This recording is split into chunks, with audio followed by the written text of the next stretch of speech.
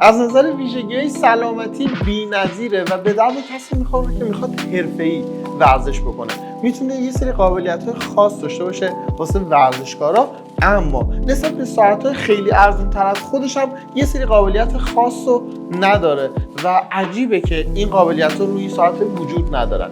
اسم ساعت امسفیت اکتیو اج و سلام. میخوام تا آخر این ویدیو خیلی دقیق بررسیش کنم. از یه نگاه کلی به ساعت و شکل و شمایلش یا طراحی شروع می‌کنیم. این ساعت 34 گرم وزنشه. جنس و متریالش پلاستیک یا TPU و حسی که در نگاه اول بهتون میده یه حس شاید کمی کیفیت پایینه، به خاطر اینکه نیومده از فلز یا ترکیب مثلا آلومینیوم استفاده بکنه و همه جاش ترکیب پلاستیکه. پلاستیک هم بعضی جا حالت ترانسپارنت یا شفاف داره و شبیه این ساعت‌های اسباب بازی بچه‌ها که طرح بنتن و اینا هست شاید به نظر برسه. البته این به معنی اینکه بی‌کیفیت نیست، این فقط حس ظاهری بود که خواستم بهتون القا بشه. بسیار جنس با کیفیتیه و پلاستیک مقاومی هم هست. دو رنگ کار شده، تو رنگ سفیدش ولی کلا سفیده، اما تو این رنگ ترکیب رنگ قرمز با یه نکمه دادی خاصی رو ما داریم. صفحه نمایش کمی پایین‌تر قرار گرفته تا به کمک این حاشیه محافظت بشه از نظر ضربه خوردن، فشار وارد شدن و هر چیز دیگه. سایز صفحه نمایش 1.32 اینچه و باید بگم یه حاشیه تقریباً 1 تا 1.5 میلی داره که به نظرم تو این سبک ساعت ها این حاشیه زیاده و بهتر بود که صفحه نمایش تا لبه در اصل این فریم ادامه پیدا میکرد. پلاستیکی که تو بند به کار رفته شده از اوناست که قرار رنگش تغییر نکنه، قرار تغییر شکل نده، خیس بشه، سرد بشه، گرم بشه، قرار همیشه همینطوری بمونه، منعطف و حتی قابل گره زدن. من میتونم اینو اینطوری گره هم بزنم. بند سگکیه به خاطر اینکه خیلی محکم تو دستتون قرار بگیره. اتصالش به خود ساعت با پینای خیلی محکم که شبیه پیچه هست و روی بندم یه طرحهایی برای اسپورت کردن ظاهر بند کار شده که به نظرم طرح خوشگلیه. علت اینکه تو این بندا تعداد سوراخ‌ها اینقدر زیاده اینه که کاملا فیت رو موشتون قرار بگیره و اون فاصله سوراخ‌ها از هم زیاد نیست تا شما نتونید بندو خوب تنظیم بکنید. 4 تا دکمه رو فریم کار شده که بدون اینکه هیچ لمسی با صفحه نمایش داشته باشی میتونی همه کارو انجام بدی. به جای اسکرول کردن 2 تا دکمه آپ و داون داریم، یه دکمه سلکت داریم که هم برای انتخاب هم برای ورود به منو استفاده میشه، یه دکمه بک هم داریم. پس اگه نمیتونستی به هر دلیلی صفحه نمایش رو لمسی باهاش کار بکنی اصلا نگران نباش، با دکمه ها کارت کامل در میاد. صفحه نمایش از نوع TFT و اینجا اولین نقطه ضعف ساعت داره خودشو نشون میده. اگه صفحه نمایش همچین ساعتی تو این بازه قیمتی آمولد نباشه جای تعجبه. وقتی صفحه نمایش آمولد نیست کیفیت رنگ ها یا اون شاداب بودن رنگ ها کمتر میشه. به صورت خلاصه رنگ و لعاب صفحه نمایش خیلی جذاب نیست، نه اینکه بد باشه، ولی اونطوری که آدم انتظار داره از یه ساعت تقریبا 8 میلیونی نمیتونه انتظار آدمو برآورده کنه. و نکته دیگه اینه که تراکم پیکسلی صفحه نمایش هم پایینه، 277 پی پی آی. ساعتایی که کیفیت تصویرشون خیلی خوبه همه بالای 300 پی پی آی هستن. نقطه قوت اصلی این ساعت مقاومت و سختیشه در مقابل اتفاقات بدی که به لحاظ فیزیکی ممکنه واسش بیفته. اصلا بنر امسفیت اینه که بدون ترس همش ازش استفاده بکن و اونجایی که احساس میکنی ممکنه خراشیده بشه، ممکنه ضربه بهش وارد بشه، هیچ ترسی نداشته باش. 6 تا مقاومت اصلی داره، یکیش در مقابل سرمایه و اگه قرار بگیره توی محیط سرد تا یه مدت طولانی میتونه از کار نیفته و به کار خودش ادامه بده. در مقابل حرارت و دمای بالا هم میتونه مقاومت خوبی داشته باشه و عملکردش از بین نره. اما چیزایی که توی ورزش یا یه سری محیط‌های خشن خیلی مهمه، مقاومت در مقابل ضربه، فشار، افتادن و هر چیز دیگه‌ایه. فکر کن ساعت لبه میز یا لبه کمد از 2 متر ارتفاع میفته زمین، تو باید خیالت راحت بشه که اتفاقی نمیفته چون این ساعت برای این کار ساخته شده و میتونه این بدنه از پس این بر بیاد و هیچ اتفاقی براش نیفته، مگه دیگه خیلی بد شانس باشی و ضربه مستقیم به خود صفحه نمایش وارد بشه و بدنه نتونه کامل محافظت بکنه از صفحه نمایش. حالا یه اتفاق رایج دیگه اینه که ساعت افتاده باشه رو زمین و تو از روش رد بشی، حالا با چرخ، با یه وسیله، با دوچرخه یا حتی با پا. در مقابل فشار هم مقاومه و اتفاقی برای ساعت نمیفته. اگه محل زندگی طوریه که همیشه رطوبت بالایی رو داری تجربه میکنی، مثل شمال خودمون، مثل دبی، جاهایی که نزدیک دریان و درصد رطوبتشون 80-90%، کلا گجت ها یا ساعت های هوشمند ممکنه زود خراب بشن. اما این ساعت رو میتونی تو اون مناطق هم راحت استفاده بکنی و نگران نباشی که خراب میشه، چون ساخته شده که در مقابل رطوبت، گرد و غبار و حتی مه مقاومت داشته باشه. از طراحی و بدنه و کلا فیزیک ساعت گفتیم، دیگه بریم تو دلش ببینیم به لحاظ نرم افزاری MSFit چی کار کرده.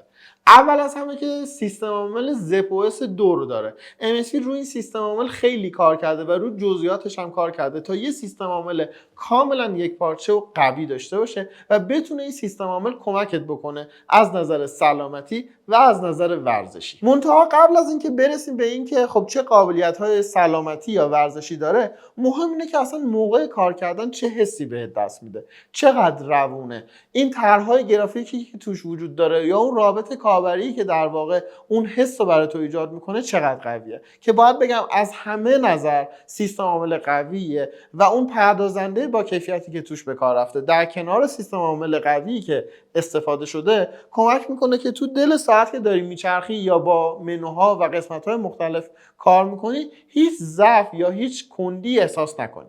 از اون ور قابلیت‌های زیادی هم تو اپلیکیشن که جلوتر بهتون توضیح میدم وجود داره، هم تو خود ساعت که جزئیاتشون واقعا زیاده. 100 تا ورزش مختلف توش وجود داره که میتونی انتخاب بکنی که من دارم این ورزش رو میکنم. البته خود ساعت هم بعضی از ورزش‌ها تشخیص میده. 7 تا از ورزش‌ها رو هوشمند خودش میفهمه که مثلا تو داری راه میری و خودش میاد روی واکینگ و آنالیزهایی که مربوط به راه رفتن هست و ارائه میده. داده‌های ورزشی که نسبت به ساعت‌های دیگه میاد به ما نشون میده دقیق‌تر، با جزئیات بیشتر و حرفه‌ای‌تره. حتی میاد توی مثلا فعالیت‌های ورزشی تعداد تکراری که داریم انجام میدیم و بهمون نشون میده، یا اینکه تایم استراحتمون رو بهمون نشون میده. از اون ست هامون هم میتونه ترک بکنه. اینجور جزئیات کمک میکنه که اگه یه ورزشکار آماتور هستی یه برنامه‌ریزی بهتر داشته باشی تا برسی به اون هدفی که میخوای، و اگه یه ورزشکار حرفه‌ای هستی همه این دادا کمکت میکنه که بدونی راهو درست داری میری. تو ورزش‌ها و فعالیت‌های آبی هم میتونی که از این ساعت استفاده بکنی و خیال راحت باشه. اگه قرار داده و آنالیزی به داده بشه، اول ساعت‌ها باید زیر آب دووم بیاره و این ساعت تا 40 متر زیر آب میتونی باهاش شنا بکنی. البته شنا که نیست دیگه، غواصیه و هیچ اتفاقی براش نیفته و مقاومت خوبی داشته باشه. برای هر ورزشکاری یا برای هر کسی خیلی مهمه که بتونه وضعیت سلامتی جسمی خودش رو کنترل بکنه، مدیریت داشته باشه روش، و برای اینکه این اتفاق بیفته باید بدونی که خب چه ویژگی‌هایی داری تو، مثلا سطح استرس چطوریه، یا ضربان قلبت چقدره، یا اینکه کیفیت خوابت چطوریه، شبا با چه کیفیتی میخوابی، اون 700 800 خوابی که داشتی جزئیاتش چطوری بوده، 2 ساعت عمیق بوده، 2 ساعت چرت بوده، 2 ساعت خواب ناپایدار داشتی، یا خیلی چیزای دیگه. خب ساعت‌های هوشمند تقریبا همشون دیگه این ویژگی‌ها رو اندازه‌گیری میکنن. پس تفاوت یا اون چیزی که مهم میشه توی دقت و توی میزان حرفه‌ای بودن اون سنسور است. این که اگه من ضربان قلبمو میگیرم هر بار عدد دقیقی رو نشون بده، و اگه هشدار داره بهم میده که ضربان قلبت بالاست، مطمئن باشم که این هشدار به موقع است و با یه ضربان قلب بالا مواجه شدم که داره این هشدار رو بهم میده. این که اگه آنالیز میکنه که شبا من چطوری دارم میخوابم و طول یک هفته رو در کل توی نمودار میاد به من نشون میده، من با این نمودار مطمئن بشم که آره خواب من اینقدر بده یا اینقدر خوبه، پس باید این تغییرات رو به وجود بیارم تا خواب بهتری و از اون ور سلامتی بیشتری داشته باشم. ضربان قلب، اکسیژن خون، میزان استرس و خواب شما رو به صورت مداوم یا 24 ساعته میتونه کنترل بکنه و اینو میتونید تنظیم بکنید که البته باعث میشه باتری بیشتری مصرف بشه، و میتونید یه سطحی، یه نقطه‌ای تعیین کنید براش که اگه به اون نقطه رسید هشدار بهتون بده. مثلا برای اکسیژن خون بگید وقتی پایین‌تر از 90 اومد حتما بهتون هشدار بده، یا برای ضربان قلب عددی رو تعیین بکنید که اگه بالاتر از اون رفت بهتون هشدار بده تا خیلی سریع سعی کنید که یه فعالیت مناسب انجام بدید که اون اتفاق حل بشه یا رد بشه. این ساعت از 5 تا سیستم موقعیت‌یابی استفاده میکنه. یکیش جی پی اس که معروف ترینه، واسه هممون شناخته شده است، ولی ما سیستم‌های مکانیابی دیگه‌ای هم داریم که اینا رو میاد همه رو با هم استفاده میکنه تا دقیق ترین و بهترین موقعیت شما رو داشته باشه که تو فعالیت‌های ورزشی بتونه دقیق‌تر کالری مصرفی شما رو حساب بکنه، مسافت یا میزان حرکت شما رو حساب بکنه و اینجور ویژگیاش خیلی حرفه‌ای‌تر باشه. در کنار اینا از 2 تا سنسور خاص مثل شتاب سنج و جیروسکوپ هم استفاده میکنه تا مجموعه پکیج سنسورها و سیستم موقعیت‌یابی ساعت کامل باشه. تقریبا از همه ویژگی‌های داخلی و فیزیکی ساعت گفتیم. حالا برسیم به باتری ساعت. این ساعت رو میتونی حدود 24 روز ازش استفاده بکنی، تو حالت اینکه تقریبا همه سنسورها خاموش بشه و هیچ قابلیت خاصی رو ازش استفاده نکنی. اگه از همه قابلیت‌های ساعت استفاده بکنی و همه سنسورها به صورت 24 ساعته کار بکنن، تقریبا 7 تا 10 روز میتونی از این ساعت استفاده کنی. اگه این مانیتورینگ‌های 24 ساعته رو خاموش بکنی و رو حالت منوال یا دستی بذاری، تا 16 روز هم میتونی این زمان رو بیشتر کنی. کمترین حالت استفاده اینه که جی پی اس دائم روشن باشه که تو اون حالت 20 ساعت یا کمتر از یک روز جواب. و اگه نیاز بود که زمان رو طولانی تر کنی، رو حالت باتری سیوینگ مود تا 24 روز هم این زمان میرسه. اما برای شارژ کردن خودش 2 ساعت زمان نیازه. نمیدونم چرا هنوز ساعت‌ها مثل گوشی‌ها فست شارژ نشدن. 2 ساعت زیاده همچین باتری شارژ شه. چه خبره؟ سه تا ویژگی دیگه از ساعت میخوام بهتون بگم. اولش این که این ساعت قابلیت وصل شدن به گجت‌های سلامتی دیگه هم داره.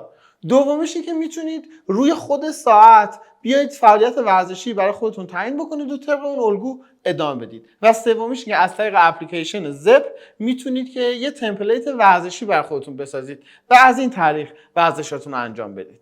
حالا اسم اپلیکیشن زپ رو گفتم، دیگه وقتشه بریم تو دل این اپلیکیشن که اون قسمت هم کلی جزئیات داره. اپلیکیشن زپ وقتی واردش میشیم میریم تو پنجره آخر پروفایل و روی اسم ساعت میزنیم. تو این صفحه که باز میشه یه قسمت خیلی باحال داره و اونم اپ استوره. تو اینجا وقتی به اینترنت متصل باشید میتونید که اپلیکیشنایی که دوست دارید رو ساعتتون نصب کنید. بعضی از اپلیکیشن‌ها پولیه. ساعتایی که ارزون قیمتن اصلا این قابلیت رو ندارن و فقط ساعت‌های پرچم‌دار این قابلیت رو دارن، مثل سامسونگ، اپل واچ و بعضی از ساعت‌های شیائومی. اینجا شاید اپلیکیشن‌های کاربردی یا اپلیکیشن‌های به درد بخوری پیدا بکنی که تو ساعتت وقتی هست یه قسمتی از کارت که رو گوشی انجام میشده رو دیگه با ساعت انجام بدی و اینه که کاربرد ساعت رو برات بیشتر میکنه. غیر از این تو قسمت واچ فیس میتونی از میون این همه عکس‌های مختلف و طرح‌های مختلف هر کدوم دوست داشتی انتخاب بکنی و بکنی بک‌گراند ساعتت. علاوه بر این میتونی واچ فیس کاستومایز یا شخصی سازی شده هم داشته باشی. عکسی که دوست داری رو بذاری و روش هم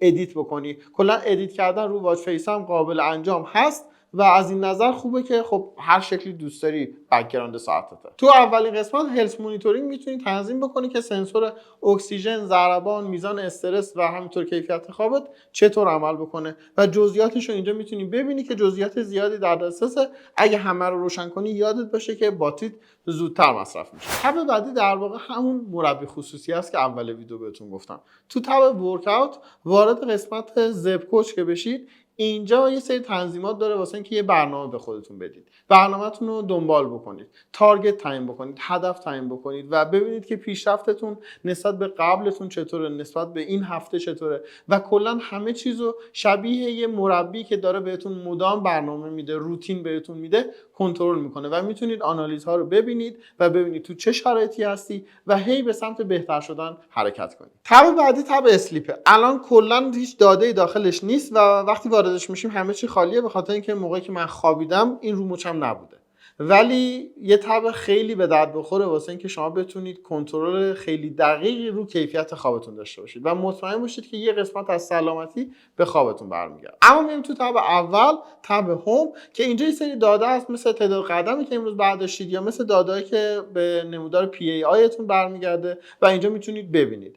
اما من با این قسمت کار دارم، زپ اورا. روش که کلیک کنید وارد یه صفحه جدیدی میشید که یه تم جذاب معمولا پشتش هست، شبیه یه موزیک پلیره و زیرش 3 تا آیکون هست، یکی برای حالت مدیتیشن، اسلیپ و ریلکس. میتونید بین اینا انتخاب بکنید و موزیک پلی میکنه. البته این اکانت یا اشتراکش خریدنیه و باید اشتراکش رو بخرید. فقط چند باری به صورت رایگان و تستی میتونید امتحان بکنید تا ببینید که خوشتون میاد، به کارتون میاد یا نه و بعدش اگر دوست داشتید باید هزینه‌شو پرداخت. فقط هم بحث موزیک پخش کردن نیست، میتونید ازش سوال بپرسید و اونم میتونه راهنماییتون بکنه که برای ریلکس شدن یا برای مدیتیشن چه کاری میتونید انجام بدید که البته این قابلیت هم بعد از هزینه پرداخت اون هزینه اشتراک امکان پذیره که انجام بشه و قبلش فعلا نمیشه ازش استفاده کرد. از پایین صفحه ساعت به بالا که بکشیم شورتکات باز میشه، دسترسی سریع به بعضی قسمت‌ها که واسمون مهم‌تره. میتونیم شورتکات رو از تو اپلیکیشن همون قسمت پروفایل تنظیم بکنیم و شخصی سازی کنیم. بالا پایینش هم با همین درگ کردن یا نگه داشتن دست میتونید انجام بدید. مثلا اینطوری ویدر رو بگیریم بیاریم پایین‌تر و مثلا حادثه ضربان قلب که برای من مهم‌تره رو بیاریم بالا. یه ساعت با این همه ویژگی خوب، با این کیفیت بالا و با این همه جزئیات حرفه‌ای چند تا باگ خیلی مهم داره که شاید ارزش خریدش رو کامل تغییر بده بسته به استفاده شما.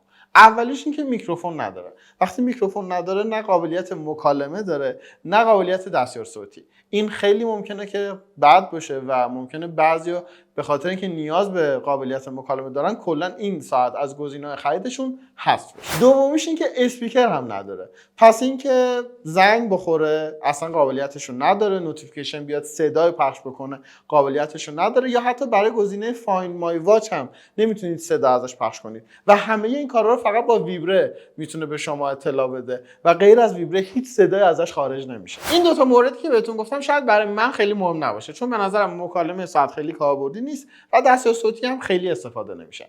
اما حافظه داخلی واسه اینکه موزیک بتونیم روش بریزیم و بدون گوشی بتونیم موزیک پلی بکنیم دیگه چیز مهمیه. خب قرار نیست مگه این ساعت من ببرم بدوم، من قرار نیست بهش راه برم، من قرار نیست دوچرخه سواری کنم. گوشی همیشه قرار نیست همراهم باشه که. قرار گوشیمو بذارم کنار، با این ساعت راحت برم مثلا یه ساعت بدوم برگردم و هندزفریمو وصل کنم بهش و موزیک گوش بدم. اما این قابلیت رو نداره چون حافظه داخلی نداره و این به نظرم دوباره ارزش خریدشو میاره پایین. تو صفحه اصلی از چپ به راست بکشید نوتیفیکیشن ها باز میشه. تو این قسمت میتونید پیاماتون رو ببینید، پیام اینستاگرام دارید، مسیج دارید یا هر چیز دیگه. فقط حواستون باشه که یه تعداد محدودی اینجا نمایش داده میشه و بیشتر از اونم سیو نمیشه. یعنی شما نمیتونید مثلا اس ام اس هاتون رو برید مال دیروزم چک کنید. دیگه هم تعدادی که اینجا هست رو فقط میتونید ببینید. خوبی خیلی بزرگش اینه که کامل متن فارسی رو پشتیبانی میکنه و خیلی مرتب و ترتمیز یه اس ام اس فارسی رو نشون میده. مثلا یه اس ام اس بانک خیلی وقتا کج و کوله میاد، عدد و رقم‌ها برعکس میشه، نمیدونم علامه نگارشی مثل ستاره و اینا برعکس و چپرچلاق میشه. اینجا کامل و دقیقه و کاملا متن قابل تشخیصه. ایموجی‌ها رو تقریبا بهتون نشون میده و از این بابت خیلی خوبه که همه چی رو پشتیبانی میکنه. اما نکته بعد اینه که یه مسیج رو نمیتونید جواب بدید، نمیتونید ریپلای واسش بفرستید. حالا رو گوشی اندرویدی یه سری کویک ریپلای که سیو شده هست و قابلیت داره که همون رو روش بزنید تا واسه طرف بره. اما رو گوشی آیفون کلا این قابلیت هم وجود نداره. یعنی دیدی با گوشی تو ورداری جواب بدی. رسیدیم به جنبندی هیلاتلی. زیر مجموعه امیزفیت همیشه یکی از بهترین زیر مجموعه شیائومی بوده. ساعتایی که تولید میکنه بسیار ساعتای با کیفیتیه و اپلیکیشن زپ هم یکی از بهترین اپلیکیشن های ساعت هستش. خیلی کامل، خیلی با جزئیات زیاد و خیلی رابطه کاربری ساده ای داره. این ساعت یعنی امیزفیت اکتیو اج، ساعتی که با باز قیمتی 7 تا 8 میلیون تومانی یه ساعت کامل از نظر ویژگی سلامتی و ورزشیه و واقعا میتونه دستیار شما یا کمک شما باشه تو فعالیت‌های ورزشیتون و کمک کنه که به یه هدف خیلی خفن برسید. اما این ساعت از یه نظر دیگه هم خیلی هست داره واسه کسایی که تو محیط‌های بد و شرایط غیر عادی دارن زندگی میکنن، چه به لحاظ آب و هوا چه به لحاظ شغلی یا کاری. مثلا یه کسی که یه مکانیکه و هر آن امکان داره که ساعتش به جایی بخوره یا تحت فشار قرار بگیره و بشکنه، یا یه کسی که توی منطقه زندگی میکنه که هوا خیلی سرده یا خیلی گرمه یا رطوبت بالایی داره. امیزفیت اکتیو اج این همه قابلیت خوب داره ولی خیلی ویژگی‌های بد یا نقطه ضعف هم داره. نقطه ضعفایی که ساعت‌های 1-2 میلیونی بازارم شاید نداشته باشن. ببینید همه ساعت‌ها تقریبا دیگه مکالمه دارن، حالا چه شیائومی باشن چه نه. همه ساعت‌ها تقریبا آلویز آن دیسپلی رو دارن. ساعت‌های 7-8 میلیونی معمولا حافظه داخلی رو دارن. اینا چیزای مهمیه که حتما به دید خریداران میاد و حتما ارزش خرید این ساعت رو میاره پایین.